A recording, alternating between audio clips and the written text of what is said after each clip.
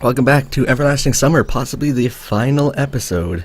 Before we start trying to for the other routes, and I got thinking I might actually have the bad Elisa ending, but we'll find out.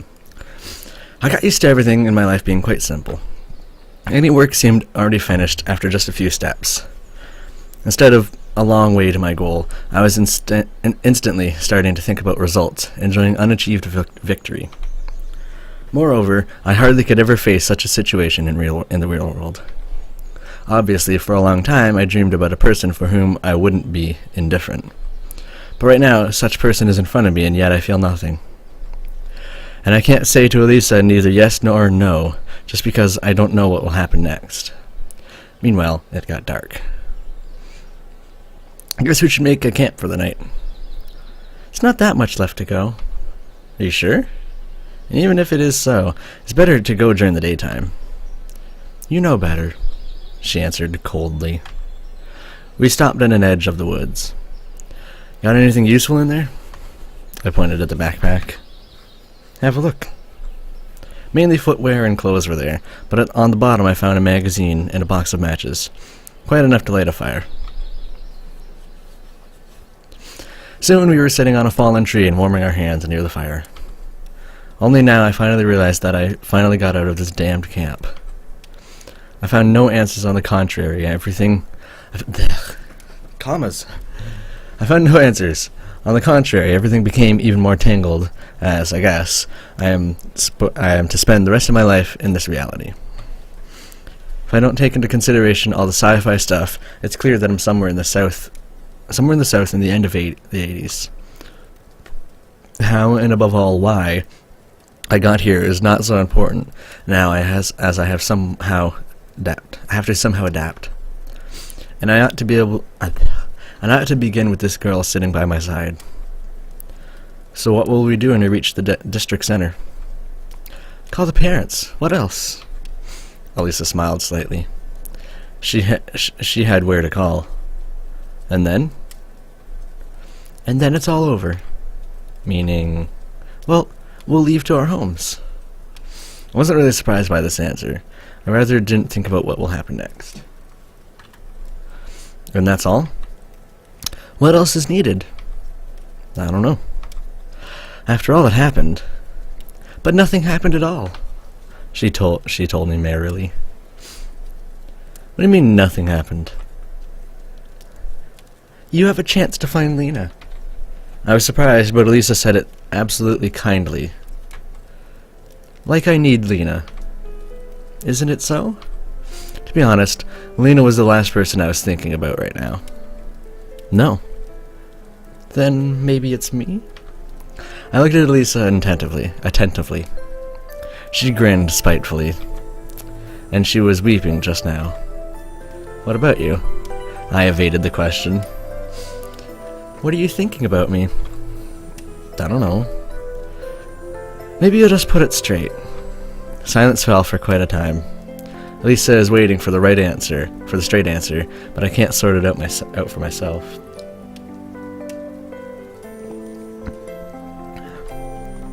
This pioneer camp, and now the girl who wants to hear something I can't say that easily. You see, and then I really understood it. Understood that now, it's no use in cunning and holding something back. I almost managed to break out of the cage. The worst things are over. Or, on the contrary, they are yet to come, but it's time to speak outright. You see, what you're expecting from me is almost impossible. Looks like everything's impossible for you, she sniffed. Oddly to say, but it's true. I don't know what will happen to me, not even tomorrow, but the next second. And what may it be? Will you vanish into thin air? It's quite possible. She burst into peals of laughter. You know, I expected any excuse, but not like that. These are no excuses, just listen. Lisa gazed at me attentively, and, as it seemed, had no intention to interrupt. See, I don't belong to this place. I'm not talking about the camp, but the whole world. All of you here are completely strange, unintelligible people for me. As you are for us, actually. I'm not even sure if you are from I'm not even sure if you are I'm not even sure if you are from my planet or from my reality. Quit it now, Lisa said tiredly. Imagine that once you fell asleep and woke up in a completely different place. And it's not just a place, but different time as well. That's what has happened to me. I used to live in the early... Why did you have to type these out in Roman numerals? In the early 21st century, in a city far away from here. I was something older than I look now. I used to have my own life, whether it was good or bad, but my own. And once I took a bus, fell asleep, and woke up here. As a 17-year-old pioneer. Lisa looked at me in surprise. And you expect me to believe you?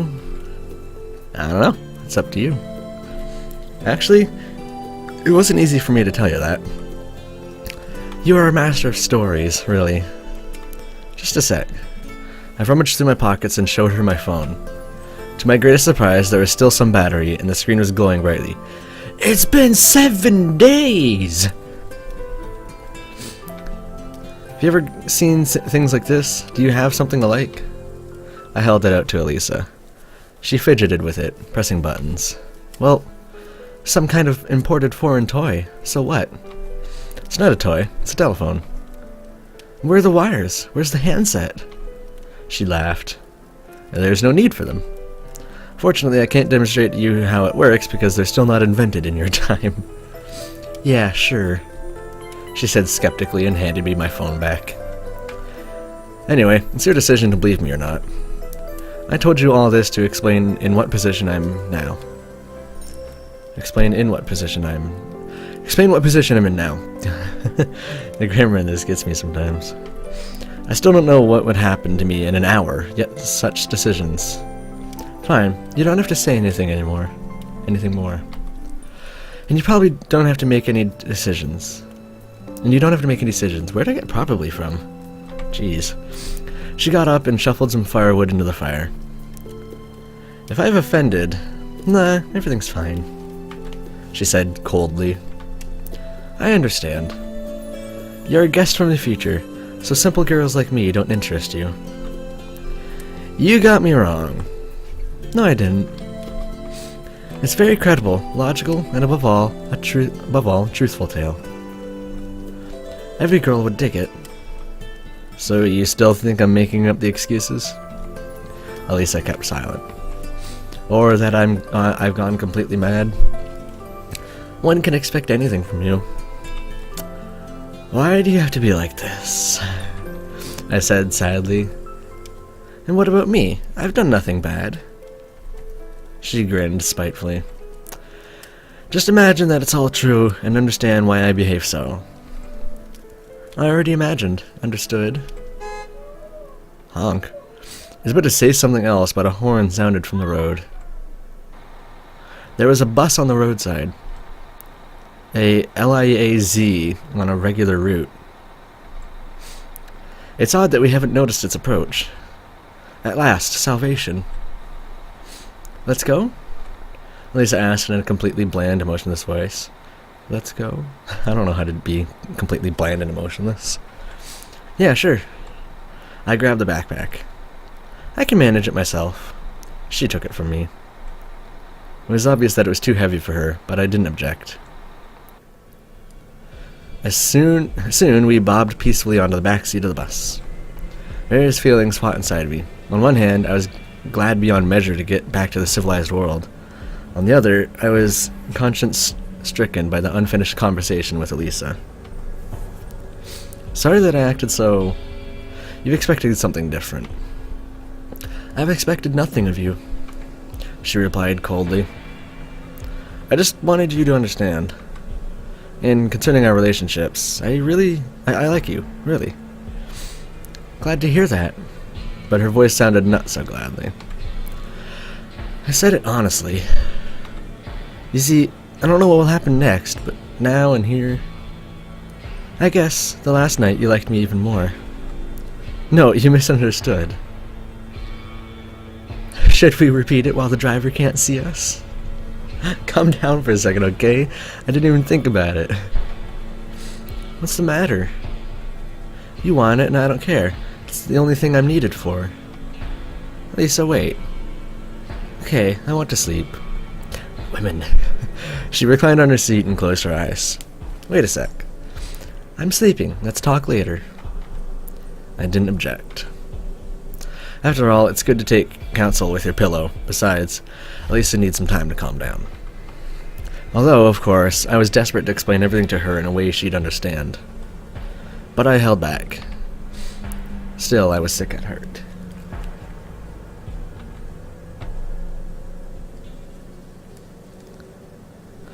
We were alone in the bus. Outside, dark shadows were passing by. Sometimes it was possible to discern a tree, a river, or a power transmission line, or power transmission line pillars. But the landscape seemed not to differ from the one in the camp. Maybe the world is a circle and we're just moving in it. Oh yeah, the world's flat now. The 80s, I think the 80s we believed the world wasn't flat. Anyway, the surroundings were the least of my concerns now. I just stared at the floor and thought of it tomorrow. Then again, there's people still today who think the world is flat, so... What will happen? City, planet, time, they're all strange to me. And a further talk with Elisa, who was totally disappointed with me. The process of waiting happens to be more tiresome than its result. And finally, things bound to happen didn't look so important or fearful. All your strength is exhausted. There's just tiredness and emptiness in your soul. The bus was driving into obscurity. I couldn't withstand and fell asleep.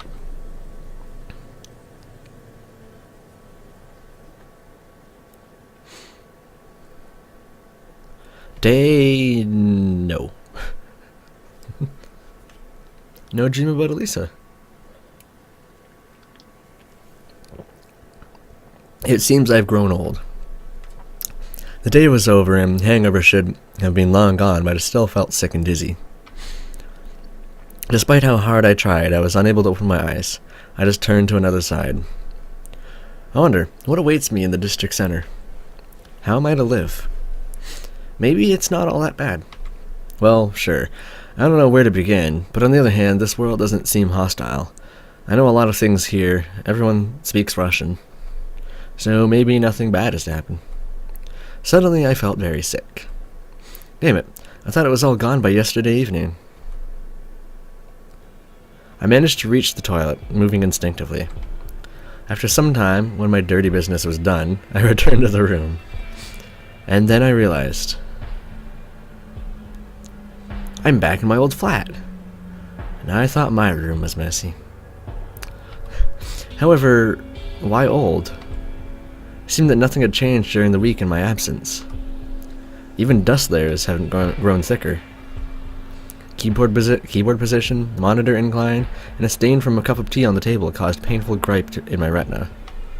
Theoretically, a man in condition like mine shouldn't notice such details.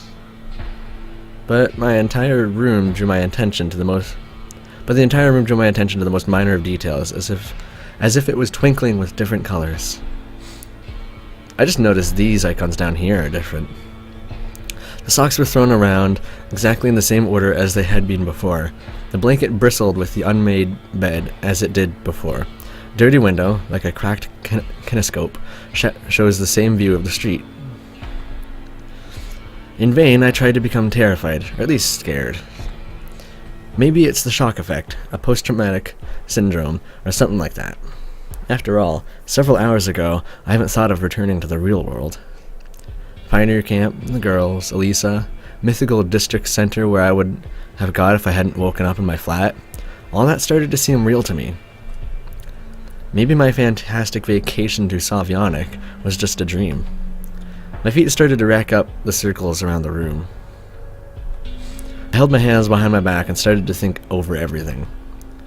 Only one thing is clear. I returned as suddenly as I arrived there, without any reason or logic. Maybe there is some sort of explanation, but it's beyond my, or human, comprehension. Whether those are tricks of interstellar forces, or supreme mind, or government experiments, I believe the last one to be the least probable, and I left no clues. If I were unable to find answers in the camp, it would be foolish to expect something to become clearer here. It's just like searching for evidences in a house burned to ashes. It's still possible. Even if a crime was committed, all the evidences are destroyed by fire. Maybe if I had skills and equipment of a criminalist, I would find something, but memories of the week spent in the camp were all I've got. But it wasn't a dream. I knew it for sure. The hangover was absolutely real. My feelings and emotions were true rather than composed of dreams. Therefore, I've been there, spent a week in Semyon camp, Pioneer Camp, with the camp leader and pioneers, with Elisa. Memories of her made me sigh. It would be great to leave with her. Wait a minute. What's wrong with me? I should be glad I returned home, to the real world. Or shouldn't I? For now, I just couldn't evaluate the situation reasonably. I couldn't understand whether I wanted to stay there or to enjoy the long-expected returning. I noticed a 5-ruble coin on the table. I took it and began to toss it up without any purpose, counting number of heads and tails. Long time ago, maybe even in school, I heard that in an infinite quantity of experiments, the probabilities are not equal to 50% each. Maybe it's because the coin doesn't have an ideal shape and weight, or because of some other reason. However, after some time, I've counted 70 heads and 71 tails. So the theory of relativity lies. But I'm not the man to judge it. I don't know much about it. I recalled my childhood, and when I heard the word tails for the first time, for some reason I always thought that it means squirrel. Maybe there's some logic in this. Squirrel indeed does have a tail. Now this theory's... This is like an ADHD mind right here, Jesus. Now this theory seems strange to me, but at the same time I couldn't find any conclusive evidences of its groundlessness. So, does it mean that squirrel comes out more frequently than heads? But one must consider that squirrel has a head as well, so... I grasped my hair and sighed, exhausted. It's not the time for thinking of such rubbish now. On the other hand, what is now the right time for? What can I do? What is under my control? If I hadn't approached this solution a jot during the week, what would have been the point of thinking now? I hadn't approached the solution a lot during the week there? I think is what they mean? I don't know. Maybe I should just try to come back to my usual life. Words usual and life were painful to me. Why had I chosen this very description? I could say past, old, or something else. The most obvious answer is that I got used to it. That's why. As they say, the custom is your second nature. Instantly, all the last week events floated before my eyes.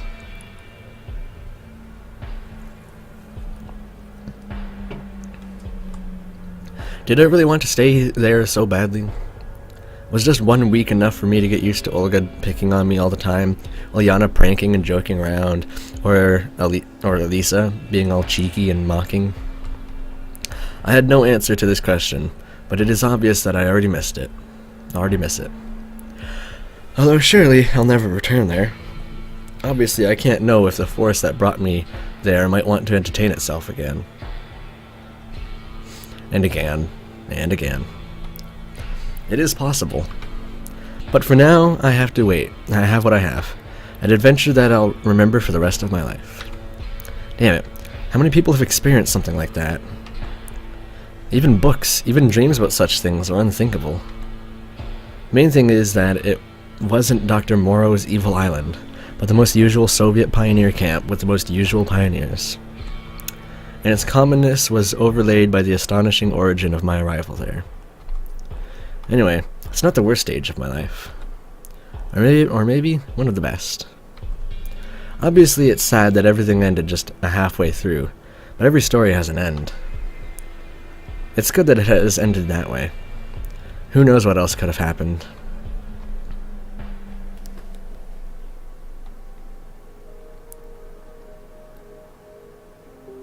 Time passed. Events that took place in the camp now seemed more like a once-read, fascinating novel. No, I haven't forgotten them. I could recall them in finest details. I remember how as a child I used to lie under a blanket with a flashlight and read a fascinating book about space flights until the dawn. Sometimes I was unable to get up to go to school. My parents always used to scold me for that, but with every night approaching, I was carefully turning every page, trying to catch every minor detail of the story. I had similar feelings about that pioneer camp. Reality, if I can consider it such, now seemed more like a book. I didn't think it was bad at all. In the end, the main thing is to remember, and it is not important whether these memories are in form of a slideshow, photos, video, or audio. Now each bus made me feel both fear and hope. At first I circled along the 410th route without a purpose. Several times I fell asleep on the same seat. But nothing happened, not even a trace of something supernatural. As times went by, I stopped these idle trips. If anyone knows the name of this song, I would love to know it. Something changed in my life. I just couldn't do otherwise. A couple of weeks after my return from the camp, I took my guitar that was lying lonely and getting all dusty in a corner. Striking a couple of chords, I remembered Lisa. For me, her image was inseparable from this instrument. At first, it didn't work out very well. Maybe I just had no talent for music. I started reading teach-yourself books and watching video lessons. On the other hand, all the effort wasn't a burden anymore. I just played the chords and polished my skill. And like in any kind of activity, including music, practice makes perfect. About half a year later, I realized that I achieved some results. At least I could now smoothly play favorite songs parts. Self-satisfied, I published a couple of advertisements on music forums, intending to form my own band. Still had no idea what kind of music I wanted to play. My tastes varied from something really heavy to anime soundtracks. At first, it seemed impossible for me. I would have to communicate with strangers, and what if we were just too different? And anyway, how do I explain others what music I want to make? But it all worked out much easier. Potential candidates turned out to be not so frightening, and our tastes were mostly the same. After all, we shared the same goals, so lack of understanding issues were solved. And soon we had a band.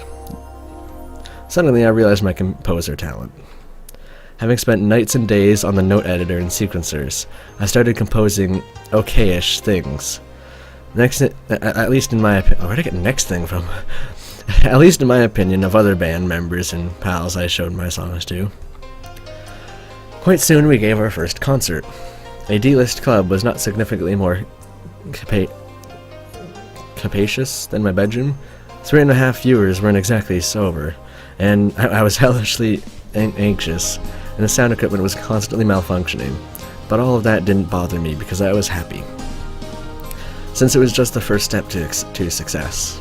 However, we were invited again, only after a long time. With great difficulty, we managed to record 3 tracks and publish them on the internet. The reviews were far from being overjoyed, but it didn't bother me much. It was just the beginning.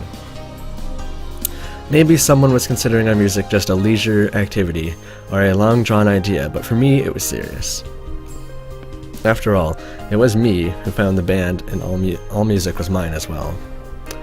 I felt personal responsibility for the fate of my creation. Every spare moment I spent on improving my performance technique, and after a year I already could confidently say that I wasn't the worst guitarist in the world. Then some sort of popularity came. We were giving concerts almost every week, and were finally getting paid. It wasn't important that they were just 500 rubles per man, but the fact that our work was demanded and one was ready to pay for it, even though we were usually a warm-up for other bands, did matter. I was sitting before a monitor and torturing a guitar.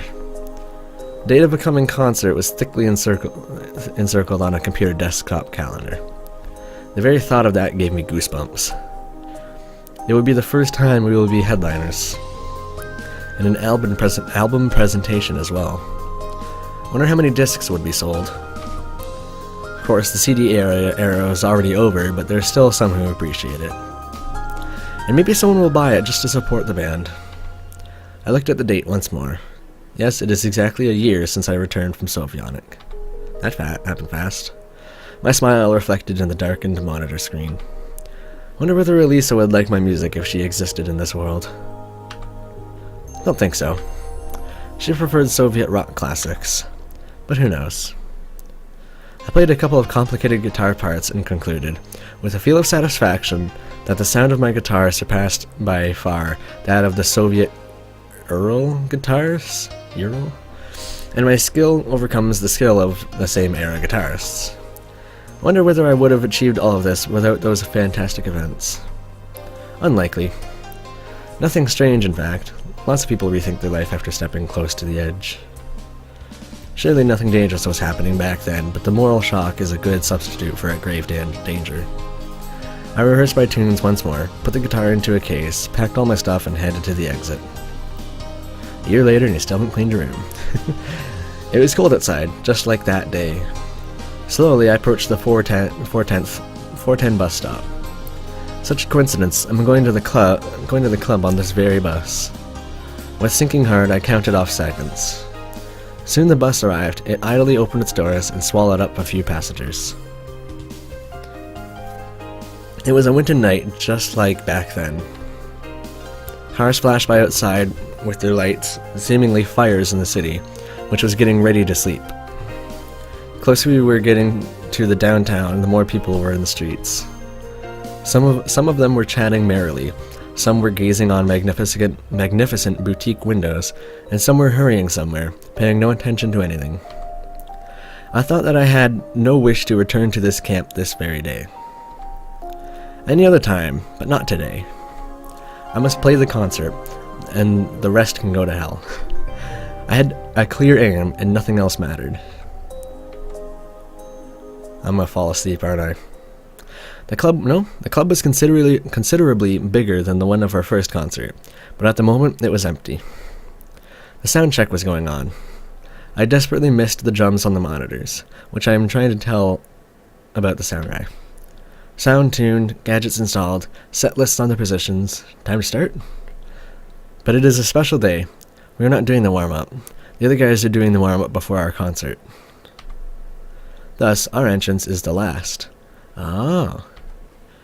You're the main band. After I listened to the first band, I noted that they have much to improve. Oh, he's going to be this guy.